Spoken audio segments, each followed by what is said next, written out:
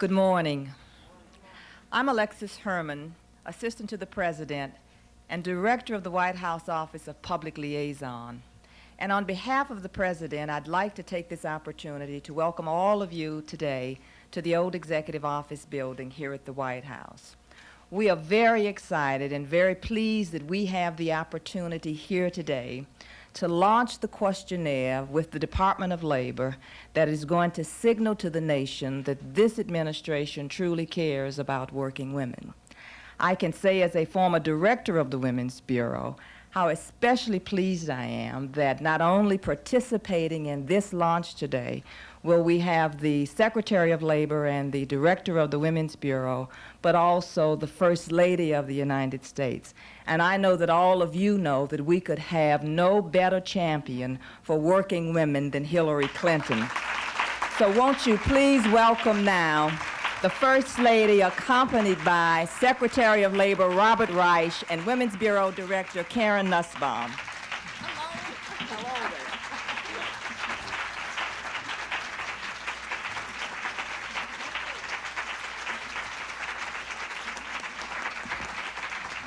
I think we're all very excited to be here. I'm Karen Nussbaum, the Director of the Women's Bureau of the Department of Labor. My welcome to you. Thank you for joining us for the kickoff of Working Women Count, really a terrific campaign, I believe. It's my great pleasure to introduce Secretary Robert Reich. This is a Secretary of Labor who truly cares about working women. Bob?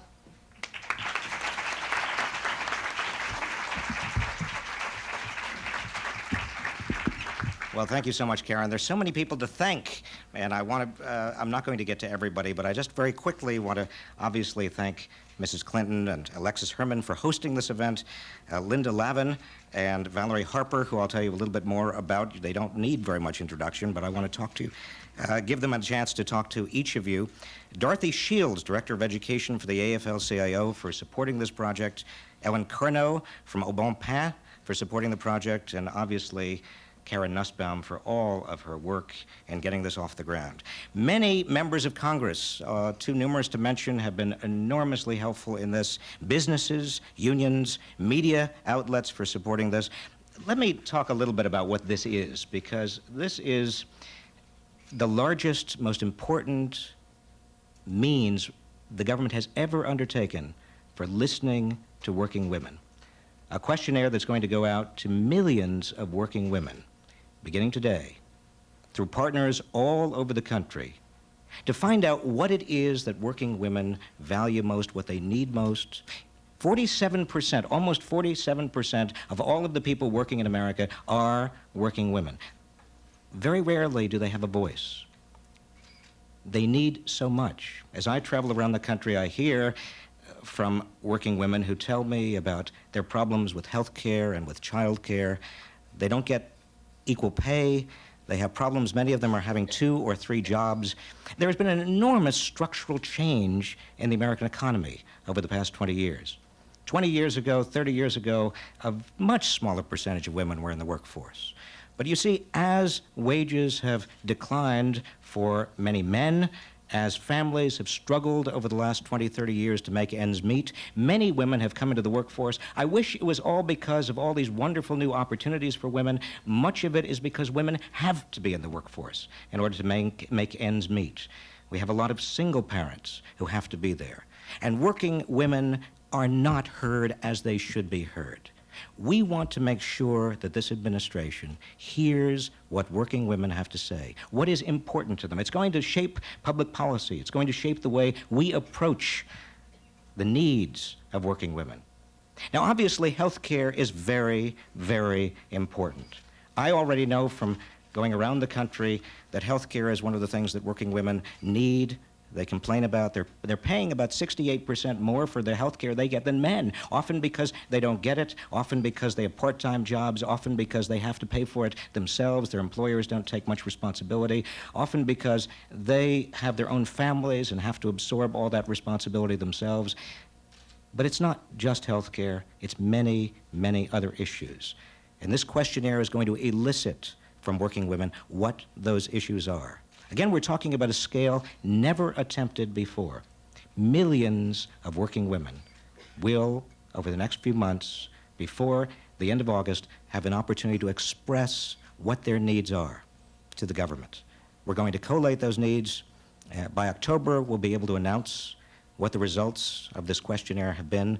And again, public policy is going to be formulated. It's going to feed into what we do and how we do it. We're going to listen.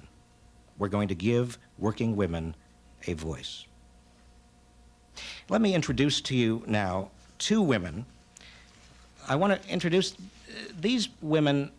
Each of them has come to symbolize working women in America.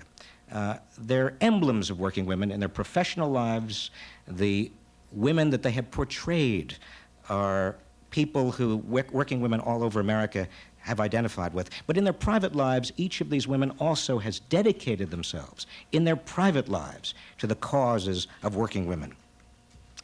Linda Lavin is an award-winning actress, acclaimed for her roles on television and stage. Perhaps she's best known as Alice, as the waitress and single mother in the popular comedy series Alice, or as Kate Jerome in Neil Simon's Broadway Bound. And she's currently starring in the Broadway hit The Sisters Rosenzweig, where she plays Dr. Gorgeous Teitelbaum, the lovable, outspoken middle sister. For her TV role as Alice, Linda Lavin was honored with the National Commission on Working Women's Grassroots Award. She's now a board member of the National Commission on Working Women, and again, both in her professional life but also in her private life, she has championed the cause of working women around the nation. Linda?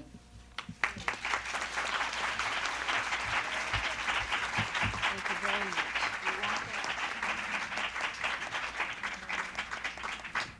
Thank you very much. Thank you for the lovely introduction. Yes, I do want this. God, my heart is pounding with joy, with gratitude, and with hope. It's a great honor to be here this morning to launch this exciting outreach program, Working Women Count. Many of us have spent long years struggling on behalf of working women, and today, May 5th, 1994, is exhilarating. It's finally the day when we have government support for our efforts. After so many years of struggle, at last the doors of government are open to the voices of ordinary working women. The promise has been kept, and it's a splendid day. I know we will always remember it. I've already announced it at the airport, at Lawson's where I went for coffee. Remember this day, May 5th, the day that we are vibrant with hope and eager for the change that the government finally gives us, because they promised and they're making good on their promise.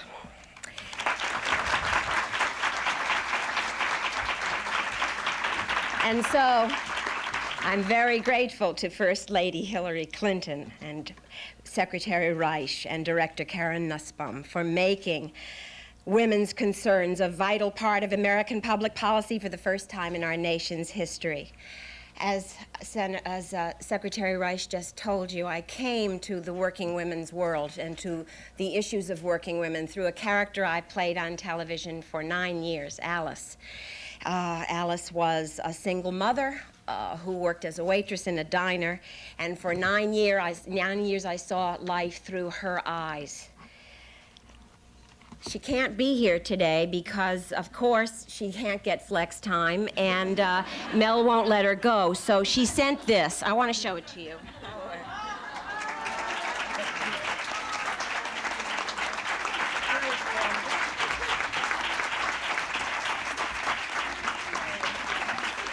To say thank you. And she wants me to sign her apron to Hillary and Bill and to the secretary and to Karen to say thank you. She wants to be remembered, so she said, at least take the uniform so everybody can see me and remember me. So you are she and she is you.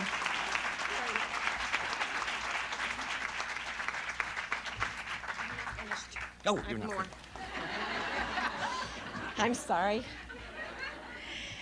Alice was embraced by millions of working women who recognized her as a kindred spirit. In a nationwide poll, as the Secretary just told you, the questions were asked by the National Commission on Working Women: what is your life like, and who is your favorite television character? And among all the questions they answered, they said Linda Lavin as Alice. And so the commission beckoned me to Washington. I came in '79, and Elizabeth Kuntz, then the chair of the commission, appointed me to the board.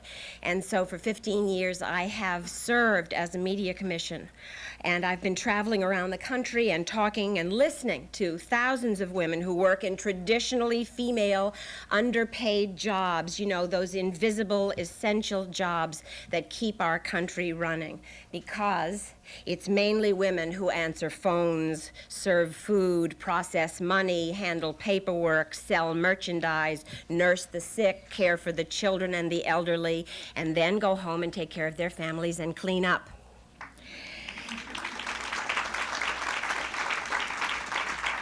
Many of these jobs are aggravating and difficult, yet somehow the notion persists that they demand no skill and have little value. Well, the truth is that women's jobs are vital to our nation's economic health and crucial to families' survival. In fact, half of all two-income families in this country would sink into poverty if both partners didn't work.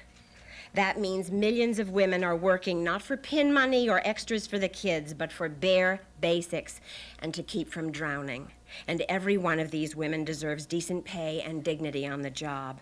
Women have told me how hard it is to juggle job and family, how they need flexible working hours and help with child care. Women want fair wages that match the responsibilities of their jobs, and they want opportunities for training and advancement. And that is why this national outreach effort by the Women's Bureau is so essential.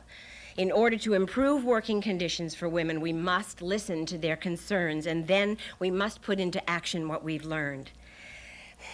You know, many of us in this room have mothers or grandmothers or aunts or sisters who are like Alice, women who worked hard and sacrificed so their children would have a better life.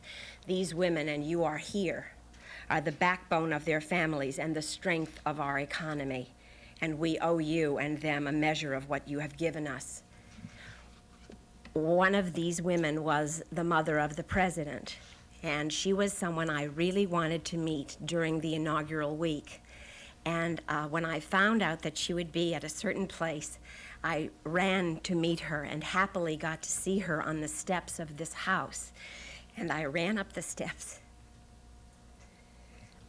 And I said, "Mrs. Kelly." And she saw me coming, and she opened her arms, and she screamed, and I screamed, and it was exactly what I hoped it would be. And I said, "I've wanted to meet you because you are the real Alice." And she said, "Thank you, that's the nicest compliment anyone's ever given me." And it meant a great deal to me, and I wanted to share that story with you today in this place, in the White House. And so I'm so thrilled to join and serve the Department of Labor in this outreach program. Together, we will talk to women in cities and towns across America. We'll listen to their voices and document their problems, and then we will work together for a more equitable workplace, one with dignity and decent pay. For me, this has become a lifetime commitment, and I offer myself as an advocate to this initiative, to do whatever I can to see that these needs are met, to work until your needs are met, and until there's a magazine on the stands called Working Men, How They Juggle Job and Family. Thank you very much.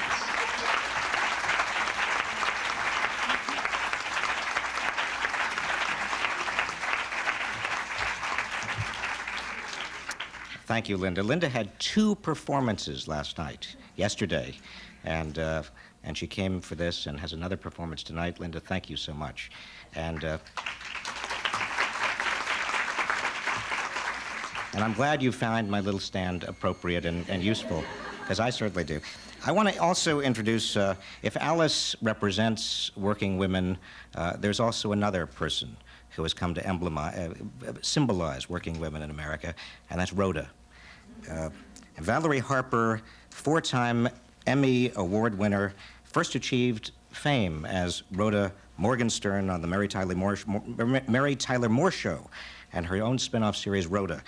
And during her 9 years as character, she again educated America in very subtle ways about working women. She won many awards, the Golden Globe Award, the Hasty Pudding Woman of the Year Award, Hollywood's Women Press Club Award, and so forth. She devotes much of her time to the Hunger Project, and she's one of the founders of Love is Feeding Everyone, Life Project, a community-activated food distribution program. Valerie? Thank you, Mr. Secretary. No, here, excuse me. Here you go. Thank you. I've got high heels on. Okay. Thank you very much for the lovely introduction. It was great to hear my dear friend and colleague speak so winningly and so from the heart about today. I echo it.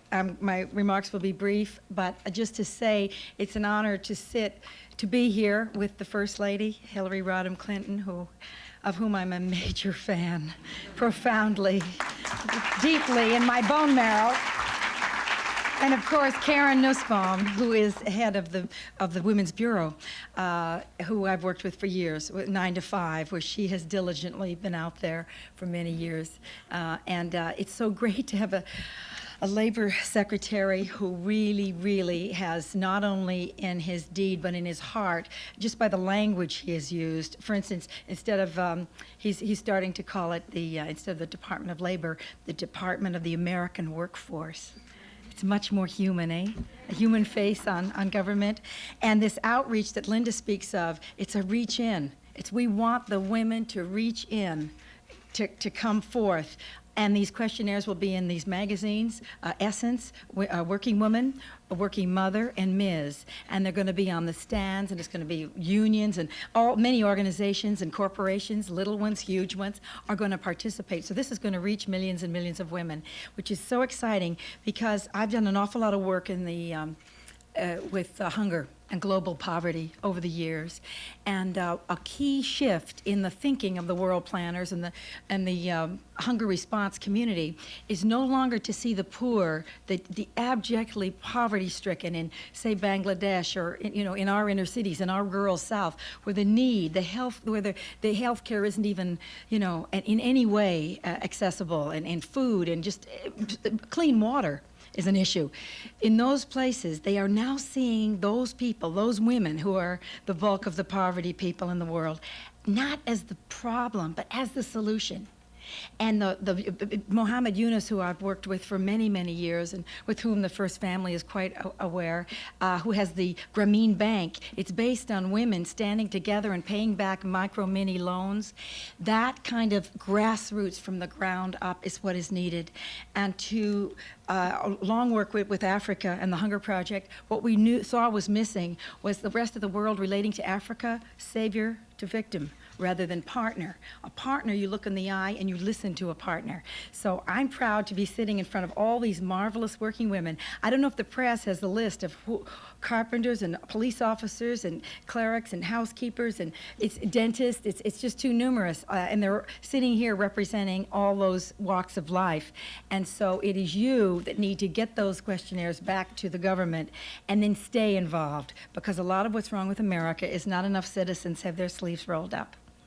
Right back at you, all the couch potatoes that may hear me.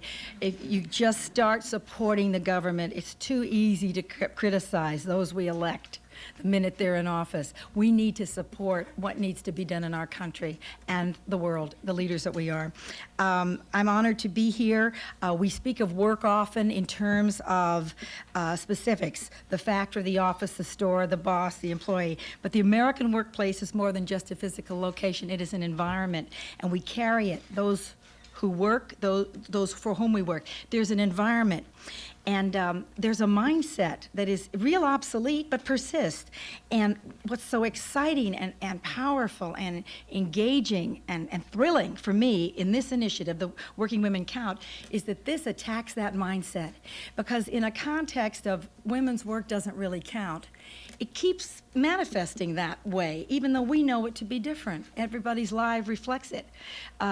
So the mindset will be shifted through this kind of initiative, and that the Women's Bureau of the Labor Department is taking their 75th anniversary to celebrate past victories, but certainly to energize and get on the dime about completing what needs to be done. In the 1920 is when it was initiated, and then women were 20% of the workforce. Now they're almost, they're 47, 48%, almost half. And an interesting statistic is that 99% of all women will at some time in their life work outside the home. Now that is a stunning one. You know, half the workforce being female is one thing, but to say that every single one of us, and certainly my daughters and our granddaughters and so forth. So the purpose of the Working Women Count is to dissolve this erroneous mindset that has grossly undervalued women. To quote Karen Nussbaum, I don't know if it's in what she's going to speak with you about, but she said, it's not that women are unskilled. Oh, no, it's Bravo. I'm sorry, Karen, it was Miss Bravo. Yes, it's not, she's the new head of 9 to 5. They blend into one, they're so wonderful. Anyway, she said that it's not that women are unskilled, it's that they're undervalued. And that's what needs to change. That's, and that will change real place in the workforce. For the first time, our government, through the Department of Labor, is saying to millions of working women, we want to hear you, we want you to tell us, we want to hear in your words what it's like. What are your priorities? And it's not rhetoric, and it's not, God help us, another commission to study the problem. It's really hands-on, and it's hands-on for working women to let us really know. And I love that it's in magazines because that's real accessible. In my career, I've played many working women, and the plane ride in with Elizabeth Cushings, who is the Hollywood Policy Center woman that called me. It's a wonderful organization that works very hard for women on all fronts. I was going over in my mind, and I've played at least 20 occupations, working women's, in my career. And at Second City, I probably did 600 because we improvised nightly, and I got to do all kinds of occupations. I've also played roles where another part of the workplace. One was on the EEOC way years ago, and it was called what was that? I can't remember the name of the film, but I was a factory worker, and I was sexually harassed, and it was kind of new at that time. Oh, I know, it was called Fun and Games. That was it. The men saw it as fun and games, and the women saw it as crushingly oppressive and intolerable, and it was an interesting movie of the week. But over the past couple of years, sexual harassment has come to the fore, but the insidious quiet forms have to be noted. Discrimination, which women face constantly, pay equity, pregnancy discrimination, the glass ceiling, inadequate health coverage. Those are just a few. Any woman working has faced these realities and knows about them. It's just so great and a relief to have an administration and have a labor department really, really on the mark and with sleeves rolled up, ready to roll. I mean, it's just incredible. So we've got to seize the day, and we've got to tell our sisters exactly how to participate, and that this is just a beginning. The celebratory 75th anniversary be a real end to solutions. So I have a speech, and I'm skipping over it, and I'd rather talk to you myself, but I guess what I really want to end with is there's this wonderful window of opportunity for all of us to bring much needed flexibility to this rigid mindset, that said women's work is never done and it doesn't really count also. You know, I mean, it's just such a fallacy. It needs to be erased. It dissolved, and we can all participate in identifying the problems, shaping the solutions, and telling the truth far and wide that indeed working women count. Thank you so much.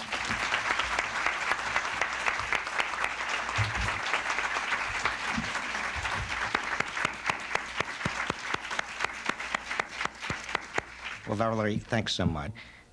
She's devoted her life to the cause of preventing battered women, and an institute, setting up an institute to prevent the battering of women and sheltering women and defending women.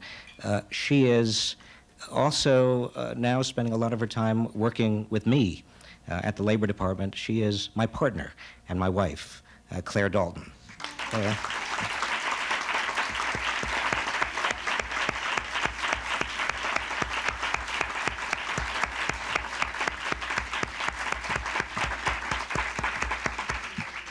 And finally, I want to introduce to you somebody who obviously needs absolutely no introduction, and there's nothing new that I can say except one thing that you may not know. The First Lady and I met, I was going to say we're old friends, but we're long-standing friends. We met a long time ago. We were both undergraduates, and I invited her up to a conference on educational reform at my college.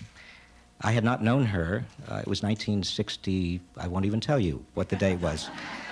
But here was a person who I was absolutely struck by the clarity of her vision, the clearness of her voice, her ability to articulate, her sense of justice. Someone who stood out even in those days as someone who was going to be a leader among women, a leader in this country on issues ranging from education to children and now to health care. Ladies and gentlemen, let me introduce to you the First Lady of the United States, Hillary Rodham Clinton. Thank you, Bobby.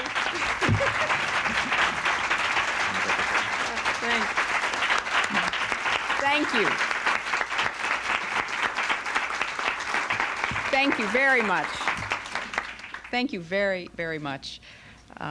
Thank you, Bob, for that introduction, although part of the reason I probably stood out is you went to a boys' college. It was kind of easy to stand out when you go to a conference there. But we have been friends for a very long time, and I'm so pleased with all that you are doing on behalf of working Americans and really making the Department of Labor a voice for the needs of working people.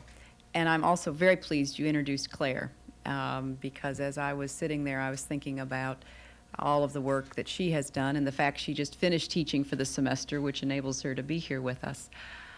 I want to thank both Linda and Valerie for not only what they said today, not only the work they have done on behalf of others using their talents to highlight issues because they could get the attention and have people hear them on behalf of so many, but because of the very personal commitment they have to trying to make life better, easier, more just for so many of their fellow citizens.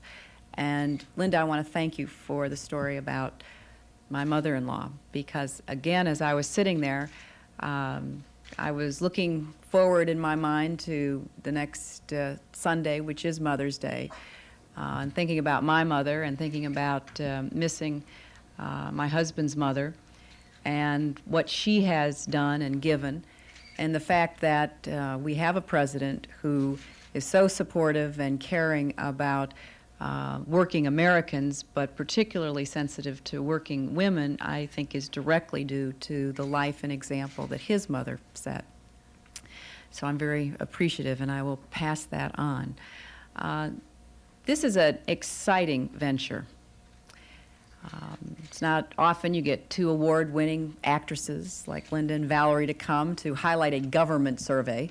You know, government surveys usually, get done and then get shelved and not much happens.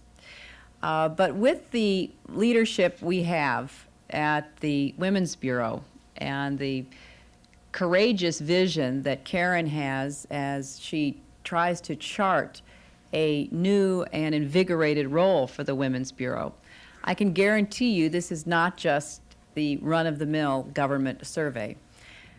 For one thing, it is not experts surveying somebody. It is the experts themselves telling us what needs to be done. We are actually going to listen to women around the country. This is something that this administration has been trying to do. It's a little new in Washington. You know, you're supposed to pontificate and kind of get the rhetoric out there and sound macho, and everybody says, oh, well, we know what that means. And the fact that nothing happens is irrelevant. I have never been in a place where words are so much more important than deeds. Well, we are trying to reverse that for a change.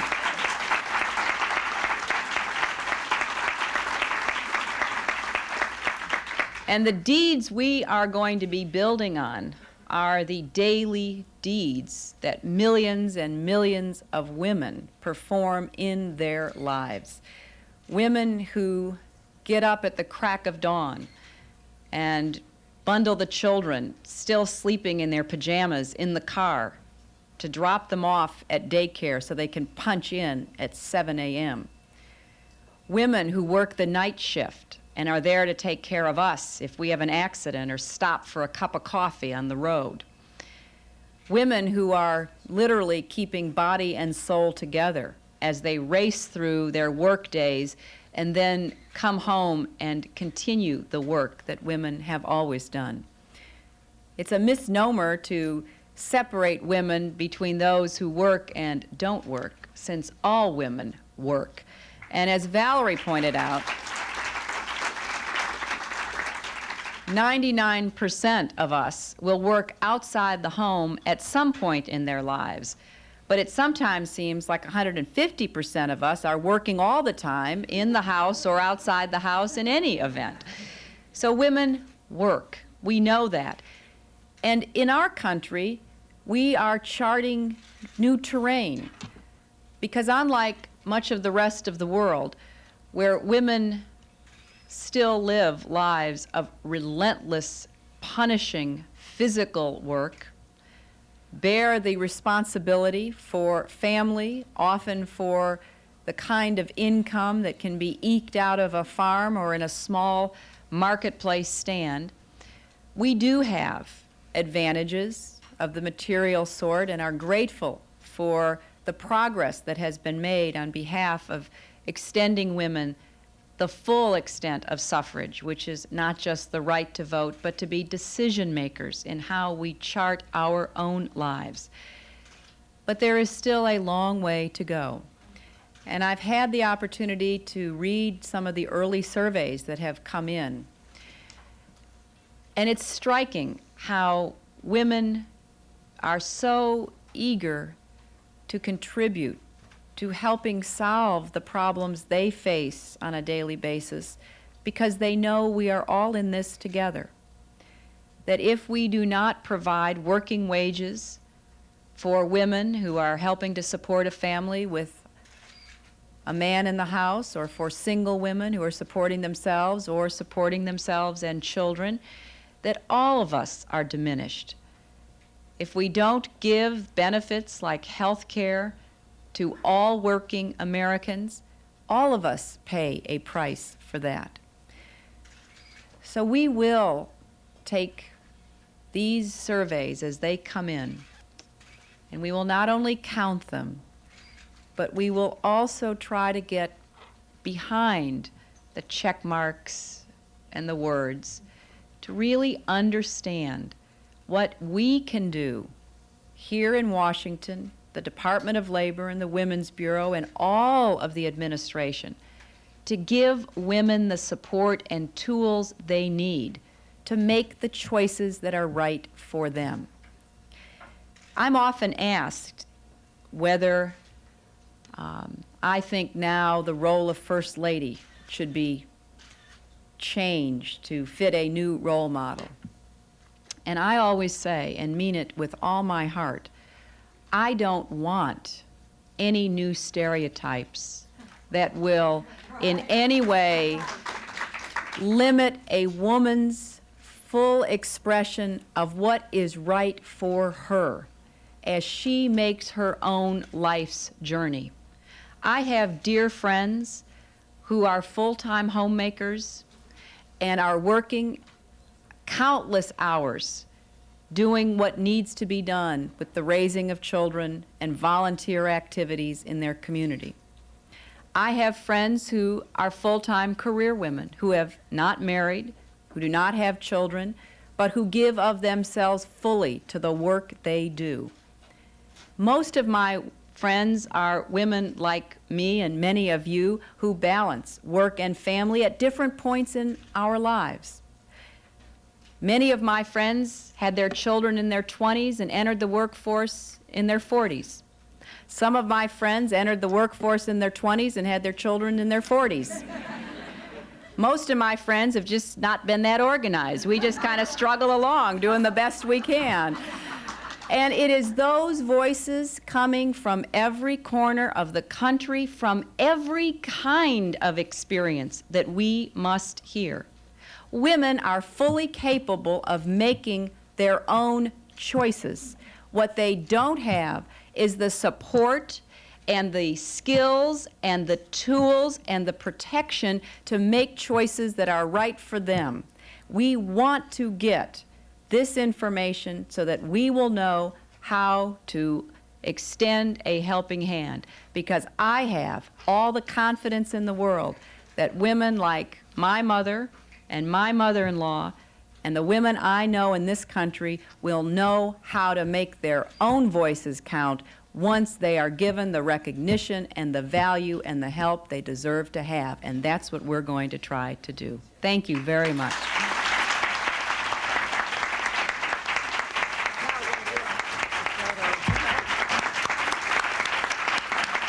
Thank you very much.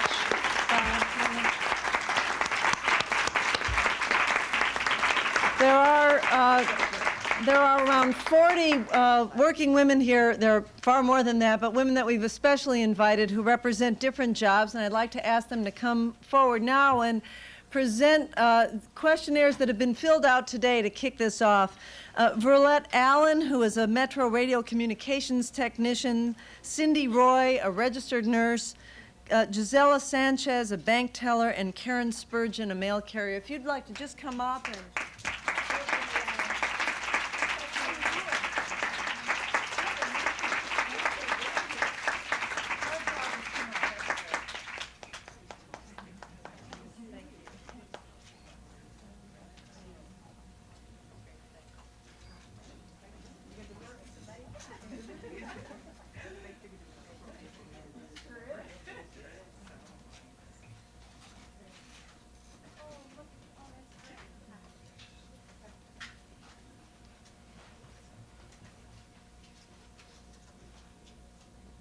I just want to read. This gives you a preview of what we're going to hear. How many hours a week do you work for pay? 60. How many paid jobs do you have? 2. My kids are out of school now and I can't provide them with health benefits anymore. The things you like most about your job are, I have good benefits, but they don't extend for my family. How many hours a week do you work for pay? 40. How many paid jobs do you have? 2. In my job, the ratio of patients to nurses is too high, and I can't do the job I'd like to do for the people I'm working for. You go through this, we need more help with education and job training to move on to better jobs and make big companies have space for child care in emergencies. This is going to be a real grassroots look at what actually goes on, and I cannot thank you enough for being part of kicking off what will be a memorable and important event in the history of working women in America. Thank you all very much.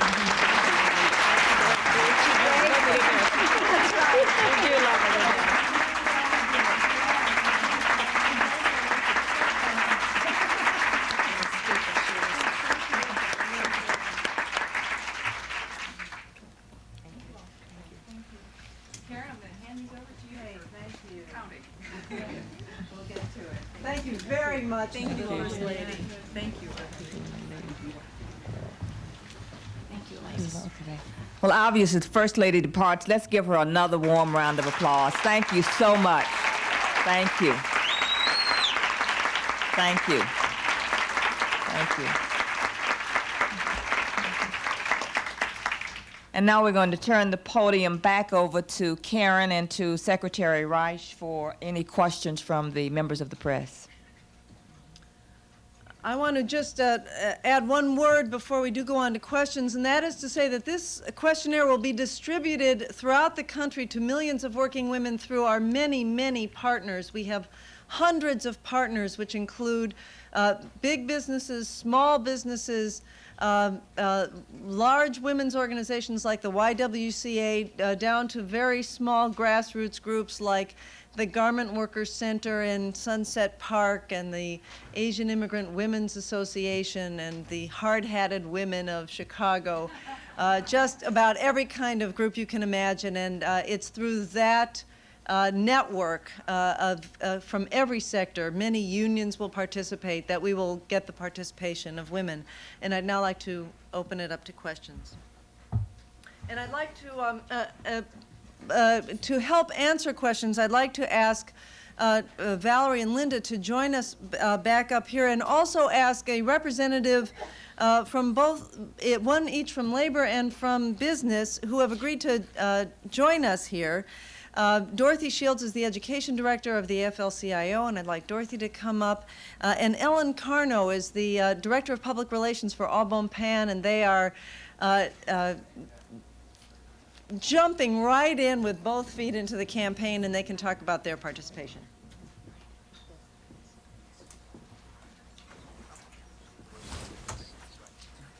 Mr. Secretary. Okay, well, I guess we are open for questions. Yes. Give a brief description of the kind of effort that went into preparing the questionnaire, choosing questions. Yes, Karen?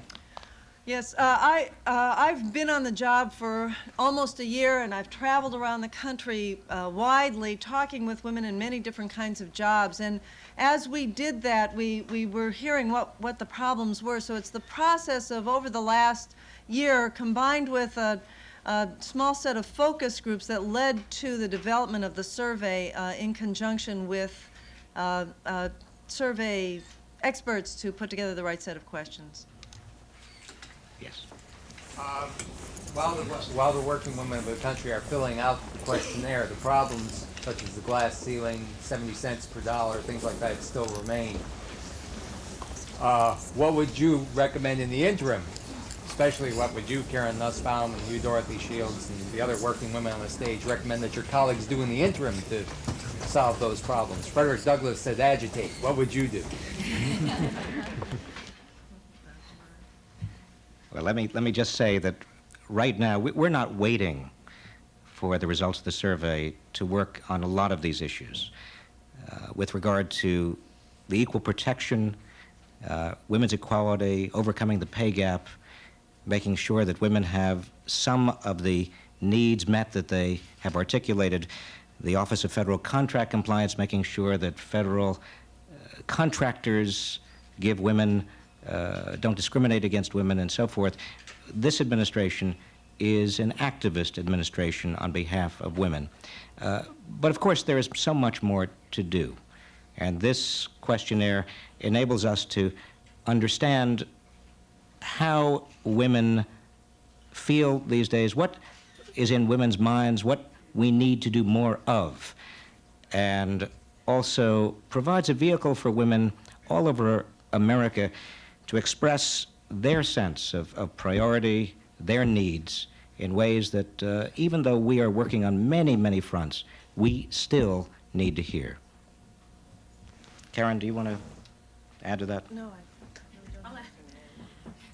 Well, I'd like to say we're not waiting either. We're delighted to be working with the government and an interest in finding out the needs of working women, that we have issues in which we have long worked in the labor movement with them. And I would say in the interim, what we would like to provide is a collective bargaining contract for all of those women that are out there. So we're certainly not stopping organizing. And we know that women, because of the concerns like health care, child care, pay equity, are most interested in being represented at their workplace. So we're working on that too, but we do want to say that we are just absolutely delighted to be working in a very positive way with the government in an appropriate role to say that working women count, union working women count, and share all of these concerns. And we're going to be not only publicizing this questionnaire, providing it through our labor press as well as individually to our membership, but also very interested in listening and finding out and dispersing what the results are so that we too will be able to do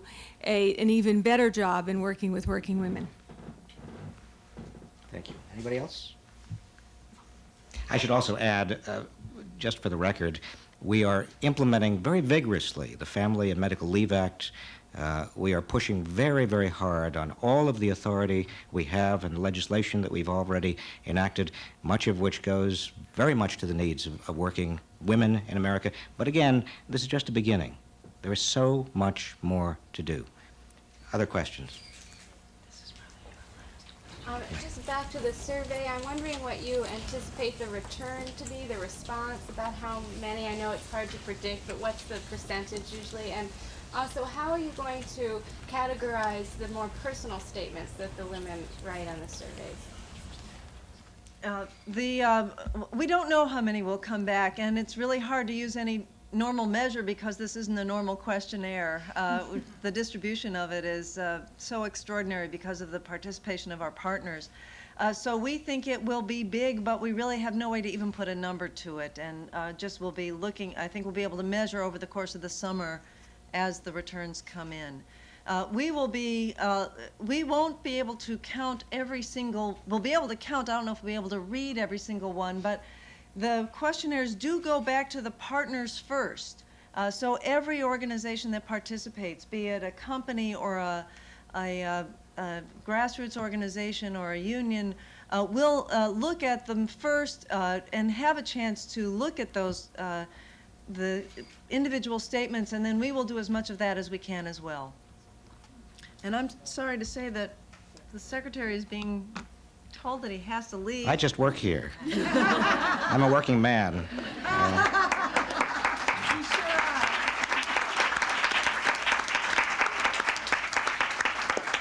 But again, let me thank all of the people who have made this possible to date. We're talking here about a very, very large effort, and it could not occur without the cooperation of the private sector, the not-for-profit sector, unions, management, and obviously all of the people you've met today. So again, thank you. Thank you.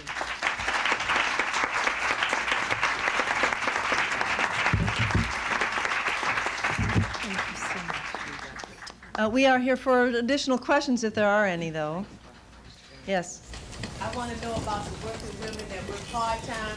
Can they get health benefits like health care, or make sure they get more hours so they can get the benefits?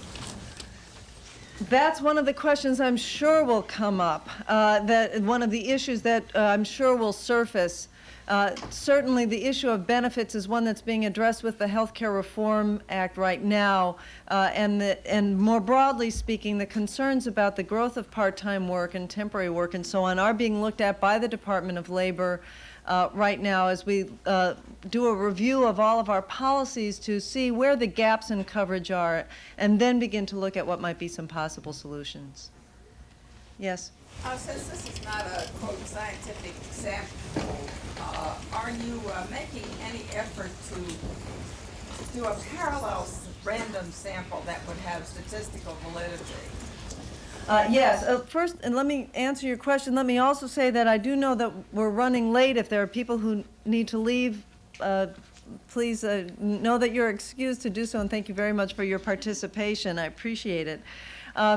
We are doing a companion scientific sample that will serve as a benchmark. It will ask the very same questions and will be done as a telephone poll. And then we'll be able to see how our public questionnaire corresponds with that and account for oversampling that might take place through the public questionnaire. Just a couple of more questions, and then I'm afraid we have to wrap up. Yes? Each partner is going to add some questions at the end. Are you going to tabulate the results of those? Will they read how much longer the other questions? The partners are all free to add questions at the end of the questionnaire, and we will be counting the questions that are in the basic questionnaire. We are very interested to hear back from partners on what they find, because that will be also very different. There won't be the same questions. I don't know that we'll be able to include that in the general report, but we urge all the partners to add on and make use of the information that they get. If there's nothing else, I'd like to thank you very much.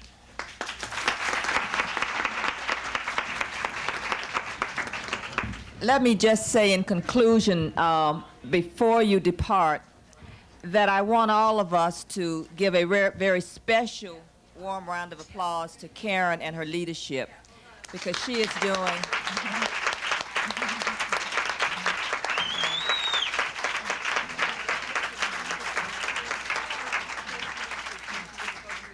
she's doing exactly what we need to be doing with the Women's Bureau, and that's keeping it in the forefront, keeping it on the leading edge and on the point for working women.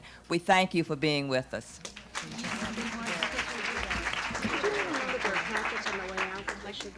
Okay. There are packets on the way out that you should feel free to pick up. Thank you again for being here.